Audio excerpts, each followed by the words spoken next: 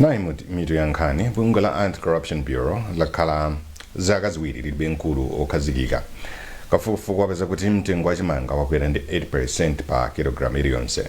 Nkhani za masewero timu ya Scorchers yapanga mbiri pamene yakhala yachiwiri mu mpikisano wa WAFCON. Tili ndizi komanso nkhani zina zambiri tikhale limodzi. Papita zaka ziwiri tsopano bungwe la Anti-Corruption Bureau ACB lilibe mkulu woyendetsa bungweli okhazikika zimene zadandaulitsa anthu ambiri oona za ulamuliro wabwino. Izi zikuchitika pamene boma lanena kuti liyambiranso kusaka munthu oti alowe pa udindo chifukwa anthu onse amene anachita nawo ma interview sanapambane. Bwezi Gausi ali ndi ripoti. Bungwe la ACB lakhala likugwira ntchito zake kopanda mkulu woyendetsa bungweli chichokereni a Martha Chizuma mu chaka cha 2024. Kwa zaka ziwiri tsopano bungweli lakhala ndi atsogoleri ongogwirizira chabe amene amayendetsa bungweli zimene zapangitsa anthu osiyanasiyana kudabwa zakagwiridwe kake ka ntchito. Mkulu wa bungwe la Center for Social Accountability and Transparency Awile Kambwandira ati kukhala nthawi yayitali opanda mkulu wa bungweli kukupangitsa kuti Amalawi ambiri asiye kukhulupirira ntchito zapasi pa bungwe la ACB. Iwo ati izi zikuonesa kuti boma lilibe chikhumbokhumbo chothana ndi katangale komanso chinyengo mdziko muno chifukwa bungweli silikuyenera kukhala opanda mtsogoleri. Ndi nkhani yomvetsa chisoni kwambiri komanso mwina si kupereka chiyembekezo pa nkhani yothana ndi katangale. Mwina bungwe ngati limeneli silingakhale ndi munthu ogwirizira kwa zaka ziwiri tsopano. Izi nzomvetsa chisoni kwambiri komanso sizikuonetsa chidwi chimene tili nacho ngati dziko chofuna kuthana ndi katangale. Tikudziwa kunena kuti munthu amene akungogwirizira udindo pali ziganizo zina zimene sangapange. So mwina kupanga izi kukungopangitsanso kunena kuti bungweli likhale lofoka, lisakhale ndi mphamvu, lisakhale loyima palokha komanso anthu asakhale nalo mwina chidwi chenicheni. Ndiye tikupempha boma kuti lichite machawi kulemba wamkulu wa bungwe limeneli la ACB mofulumira. Komabe pakuyankhapo pa nkhaniyi mlangizi wamkulu wa boma pa nkhani ya zamalamulo a Frank Mbeta ati kukhala ndi mkulu wogwirizira udindo ku bungwe la ACB ndi zovomerezeka pa malamulo a dziko lino. Ndipo iwo atsindika kunena kuti mtundu wa Malawi ukhale ukuwuzidwa yemwe wasankhidwa kuti tsopano ndi amene akhala kuyendetsa bungwe la ACB. Mtengo wa chimanga wakwera ndi 8% pa kilogramu iliyonse mwezi wa Julayi chifukwa madera ena mdziko muno amba kumaliza chakudya chimanga chimene anakolola. Izi ni malinga ndi zomwe kafukufuku wa bungwe loona za kafukufuku wa chakudya la International Food Policy Research Institute IFPRI wapeza. Maklodi chilangiza ali ndi zambiri mulipotili. Ngakhale kuti mtengo wa chimangawu ukuonetsa kuti wakwera mu mweziwu unakalibe wotsikirako kuyerekeza ndi mtengo wa 900 kwacha omwe boma lidakhazikitsa zomwe zikuzetsa nkhawa pakati pa alimi. Malingana ndi ripoti, mtengo wa chimanga unalokwera kwambiri mchigawo chakumwera pomwe kilogramu imodzi imagulitsidwa pa mtengo wa 866 kwacha poyerekeza ndi 773 kwacha mchigawo chapakati komanso mtengo wa 618 kwacha mchigawo chakumpoto. Polankhulapo mtsogoleri wa bungwe la Grain Traders Association of Malawi Grace Mijiga anati ngakhale mitengoyi yakwera ikadali yotsika zomwe zingakhudza ulimi wa chimanga mu nyengo ya ulimi ya 2026 kufikira mchaka cha 2027. Kuti situation si yabwino kwa mulimi chifukwa tinene chilungamo kuti mbali ina mulimi wafinyika chifukwa ngati even INFI yakunga mitengo ya 900 zikutanthauza kuti kwa mulimi angula less than 800. Chifukwa chakuti kuti munthu akagulitsa 900 ndekuti amene waikapo transport plus ka profit kake kamene iye akulinga. Ndiye kwa mulimi kuti agulitse lero pa ujeni chimanga kuchepera pa 800 mwanjira yesangogulitsa chifukwa kuti wazingwa angobwenzeretsako mwina imene anayika kapenanso mwina atelofi.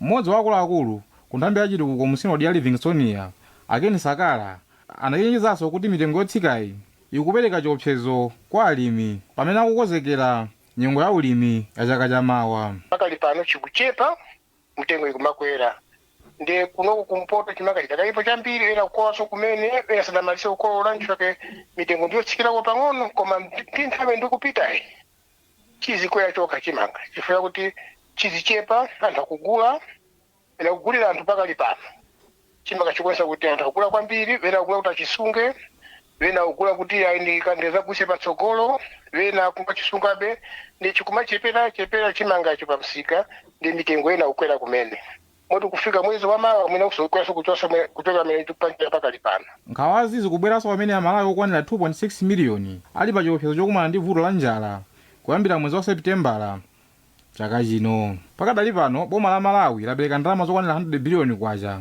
ku bungwe la National Food Reserve Agency kuti ligule chimanga chokwanira matani 108,000 pofuna kuthana ndi vuto la njala.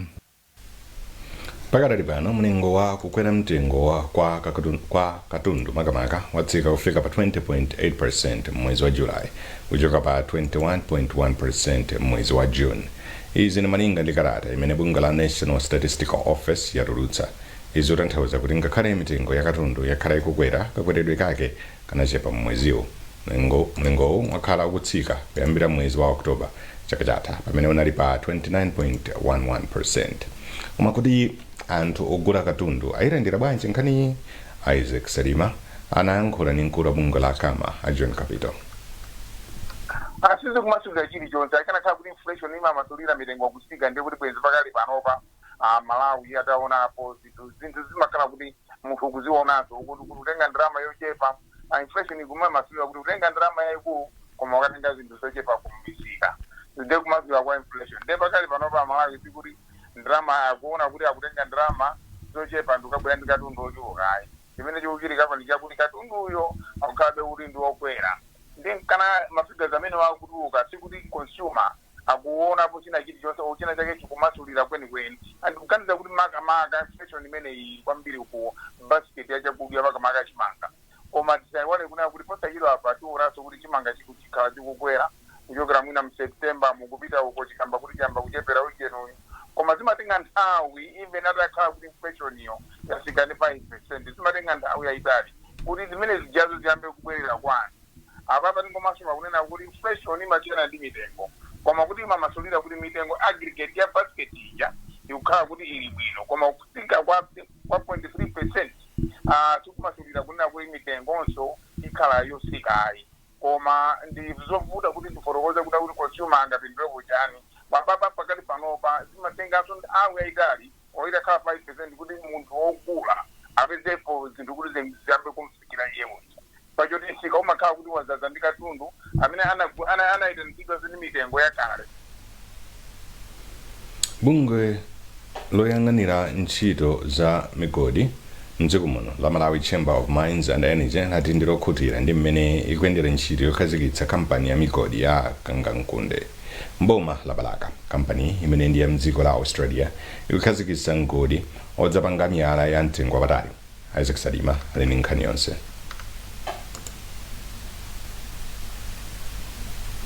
Mwezi wathawu kampani idaphulitsa mphirimu kusonyeza kuyamba kwa ntchito za migodi kumaloku. Pakadali pano ntchito imene yopanga miyala ya mtengo wapatali sidayambike kotero kuti zonse zikuyembekezeka kuyamba kumapeto a chaka chino akamaliza kumanga malo omwe apangirako miyalayi.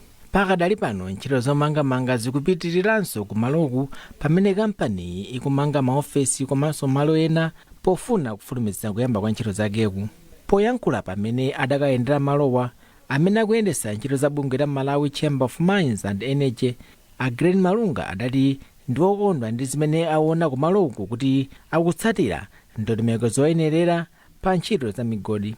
Ife achemba timayendera mamembala athu kuonetsetsa kuti akugwira ntchito molingana ndi malamulo a dziko lino komanso molingana ndi zolinga ndi zofuna za bungwe lathu.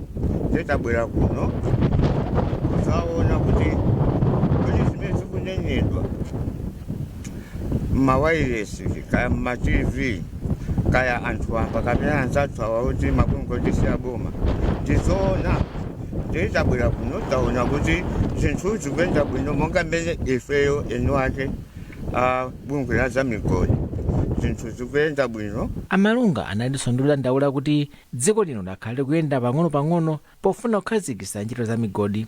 mkulu wa bungwe la Indian Resources Limited mdziko muno Martin Kalumaphiri adati akuyembekezeka kuti malo enieni omakonzerako miyala ya mtengo wapatali ayamba kugwira ntchito kumapeto a chaka chino. Kuyamba kwa kuphulitsa mabomba zinayamba ngati kuti mgodi wayambika, kutanthauza kuti zimene taphulitsa zija timazitenga kukazika kufupi ndi komwe tikumanga.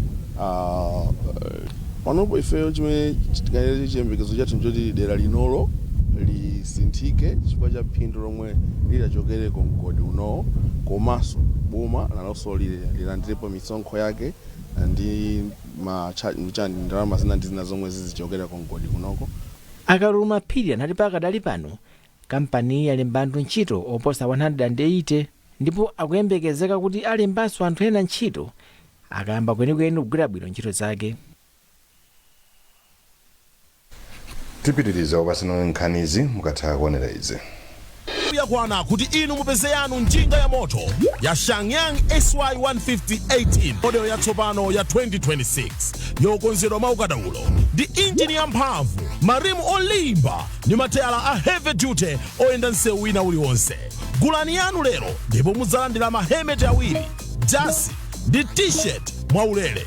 Mukafuna kudziwa zambiri imbani telefoni pa 0997 225 116. Shangyang SY150-18, your partner, your business. popitiriza nkhanizi, sukulu ya Malawi government yati kuti dziko lino lizakhale ndi malamulo abwino oliyendetsera. Pafunika kuti aphungu nyumba ya malamulo azidziwa bwino ntchito yawo komanso malamulo okhazikitsira malamulo omwe iwo amavomereza. Mkulu wa sukulu ya Malawi government Alobwesi Zimbiri anena izi pamene aphungu nyumba ya malamulo ayamba maphunziro ophunzira ntchito zawo omwe achitike kwa masabata atatu. Brenda Kayo ali ndi zambiri mulipoti ili. Maphunzirowa omwe ndi achiwiri chaka chino akuchitikira ku sukulu ya Malawi government pomwe aphungu nyumba ya malamulo okwana 55 akutenga nawo gawo.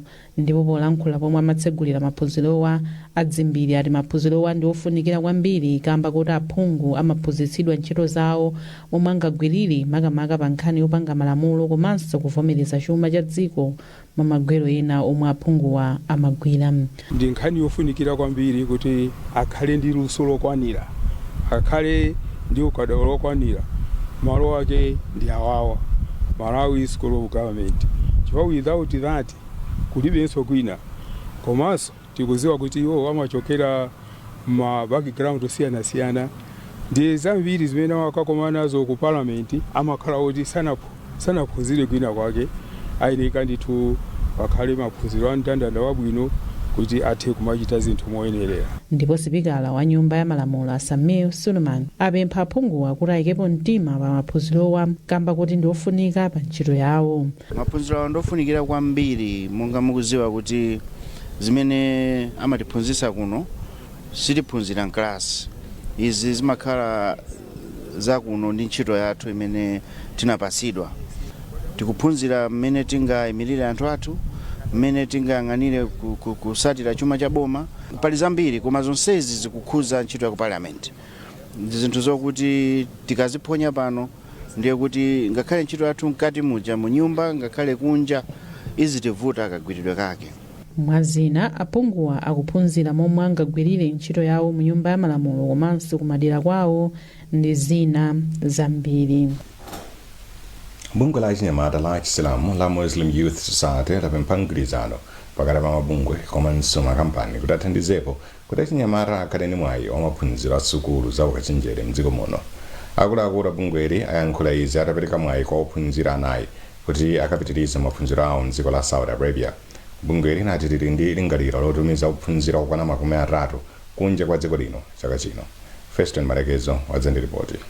Bungwe la Nyamadali lati lakwanisa kupanga izi mogwirizana ndi bungwe la Dr. Ali Ahmad Trust pansi pa project yawo yotchedwa Pioneer 2035 yomwe cholinga chake ndi kufuna kupeza thandizo la zamaphunziro akachenjede kwa ophunzira pafupifupi 500 pofika chaka cha 2035. Oyendetsa ntchitoyi a Ali Dixon ati cholinga chawo ndi kufuna kufikira ophunzira amene alibe kuthekera kopeza ndalama zolipirira maphunziro awo koma ndi anzeru. Iwo anatinso mwayi wa maphunzirowu ukufikira mnyamata wina aliyense amene ndi Malawi posatengera chipembedzo, zigawo kapenanso mitundu. Iyi ndi scholarship imene cholinga chake ndikufuna kutenga anthu amene ali ochepekedwera amene sangakwanise maphunziro a ukachenjede aku university amenenso ngakhale ati ochepekedwera kumana kaphunzidwe kawo ndi kabwino ndiye kuti akulimbikira kumana kuthekerako alibe. So ifeyo ngati ya Dadi Private Secondary School pansi pa Muslim Youth Society komanso ndi akuluakulu ena tinachiona chanzeru kunena kuti tiyeni tiwonjezerenso pamene boma likuthemula mbali inayi ndiye kuti ifenso tiso ndi udindo meteso kuonjezera ndi kumathandizira boma lija. Mmodzi mwa ophunzira amene walandira thandizoli, Abdul Rahim Banali, wayamikira bungweli kamba ka thandizoli ponena kuti akapita uko akalimbikira ndi cholinga chofuna kuthandizira nawo potukula dziko la Malawi. Ndikaonesesa kuti ndikalimbikire cholinga chonena kuti mwayika tumene uuza mabizinso ena amene ali kutikitsitsako ngati ine ndiwo kumene kukwene ndi ukapanga za udotolo ndi ukapanga za mankhwala komanso nkhani yokhuzana ndi sajari. Poyankhula m'malo mwa mfumu ya mzinda wa Mzuzu, Kansala Sam Sambo wayamikira bungweli ponena kuti dziko limene lili ndi anthu ophunzira ndi zosavuta kutukuka. Ana amene wawa akapezekera ku Saudi Arabia kukapanga maphunziro awo kaonjera maphunziro awo a medicine komanso nursing. Ichichi ndithu ndi njira imodzi imene boma limafuna kwambiri kuti mabungwe kati a Muslim Youth Society azithandiza boma kuti ana athu azikaphunzira mayiko akunja. Ophunzira amene alandira mwayi wa maphunzirowa ndi Hamza Patel, Rauf Chisomo, Abdurrahim Badali komanso Chisomo Chiposio amene akukaphunzira maphunziro okhuza mankhwala za maopereshoni komanso unamwino ku sukulu ya ukachenjede ya Sulaimana Alhaji mdziko la Saudi Arabia. Munkhani za masewero, mphunzitsi wa timu ya Scorchers Love Mufaziri wayamikira osewera ake chifukwa chaonetsa luso pa mpikisano wa Women's Africa Cup of Nations ku Morocco. Afaziri ati osewerawa akuyenera kunyadira chifukwa chopanga mbiri mu mpikisanowu. Iwo afotokoza. Tournament ya pamwamba kwambiri ndiyamikire kwambiri kuti FA inaganiza kuti tulowe tournament imeneyi and kubwera kwathu kuno titapanga qualify after game ya Angola tinabwera kuno taphunzira kuti mpira watsikana ndofunika tizipanga zingapo zomwe zina timatha kupanga zina mu market timachepekera and zimene timachepekerazo tikazabwerera kumuzi tikayamba matraining zathu tiyesesa kuti munake tikoze madera amenewo zabwino zimene takhali kupanga tipitiriza kualimbikitsa maplayers chachikulu nchionera kuti so maplayers ngofunika kuti mwina nawonso azimenya mpira pafupi ndaphunziranso kunena kuti mwina tisamayang'anira pansi andikuthekera kopanga zinthu zabwino. Timu ya Scorchers ikuyembekezeka kubwerera mdziko muno lachitatu kudzera pa bwalo la ndege la Kamuzu ku Lilongwe. Nkhani zathu ndi zomwezi koma tisanasiyane na insomito yake bungwe la Anti-Corruption Bureau lakhala zaka ziwiri lilibe mkulu okhazikika. Kafukufuku wapeza kuti mtengo wa chimanga wakwera ndi 8% pa kilogramu iliyonse. Munkhani za masewero timu ya Scorchers yapanga mbiri pamene yakhala yachiwiri mu mpikisano wa WAFCON. Ndine Yankhosonda.